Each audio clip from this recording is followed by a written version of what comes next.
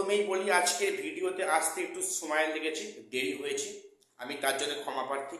তো আমাকে অনেকে বারে বারে কমেন্টস করছো যে আজকে 10 মার্কসের আপডেটটা কি হয়েছে।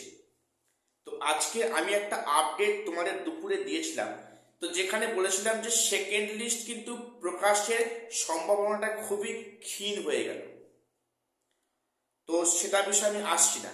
আজকে বেশ কিছু গুরুত্বপূর্ণ বিষয়ে কিন্তু আজকে হাইকোর্টে মামলা শুনানি হয়েছে, এবং সেখানে একটি বিষয় এক্সপিরিয়েন্সের 10 মার্কস নিয়ে যে একটা দ্বন্দ্ব ছিল 9-10 ভার্সেস 11-12, সেটা আজকে খারিজ করে দেওয়া হয়েছে।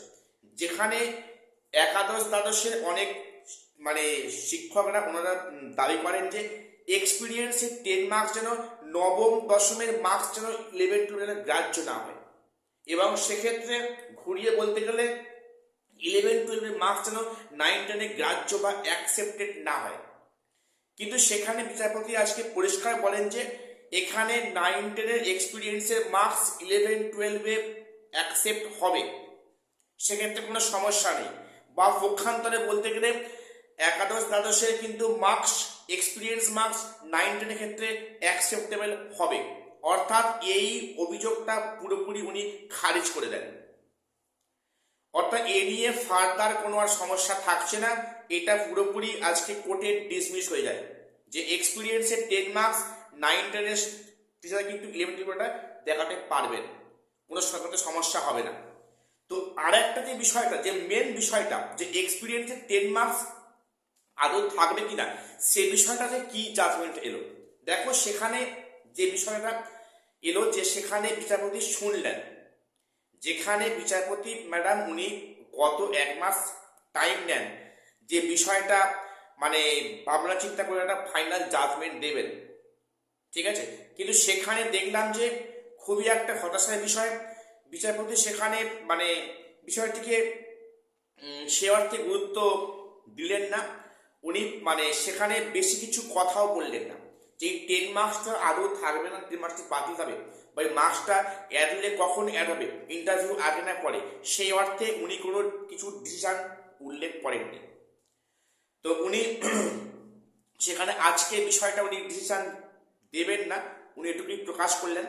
এবং সম্ভবত নেক্সট ডেট পড়েছে 20 জানুয়ারি।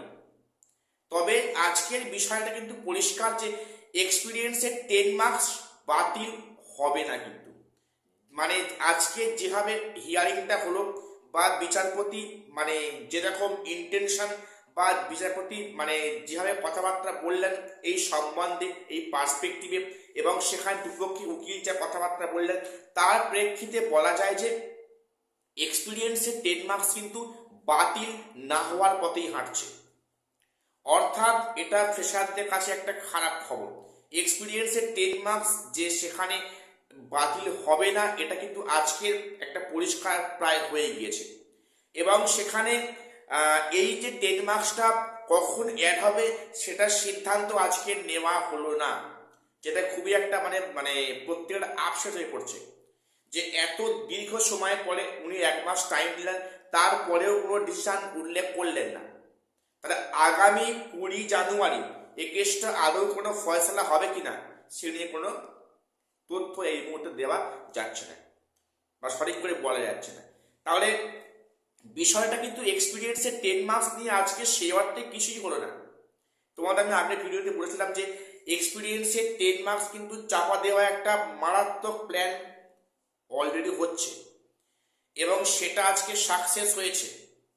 এবং সেখানে আজকে 10 মার্কস নিয়ে সে অর্থে কোনো জাজমেন্ট এলো না। এখন এই বিষয়টা খুবই সবাই আপসেট হয়ে পড়ছে, সবাই হওয়াটা স্বাভাবিক বিষয়। তো এবং এখানে 20 জানুয়ারি কি হয় সেটা দেখার বিষয়। আশা করছি এই সম্বন্ধে কোনো পজিটিভ আইডিয়া হয়তো আর এরপরে নাও থাকতে পারে আমাদের প্রত্যেকের মধ্যে। এবং সেখানে কিন্তু সেকেন্ড লিস্ট যে প্রকাশিত হবে না তার একটা যে ক্ষীণ আভাস আজকে পাওয়া গিয়েছে, তোমাদের আমি এ নিয়ে অলরেডি ভিডিও পোস্ট করেছি। তো যাই হোক, আজকের সারাদিনে হাইকোর্টে এই হলো।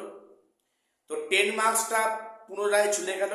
এরপরে কি বিষয়ে কি হয় না হয় সেটা পরবর্তী শুনানিতে আমরা দেখব। আজকে এটুকুই আপডেট দেওয়া ছিল। দেখা হচ্ছে পরে কোনো ভিডিওতে।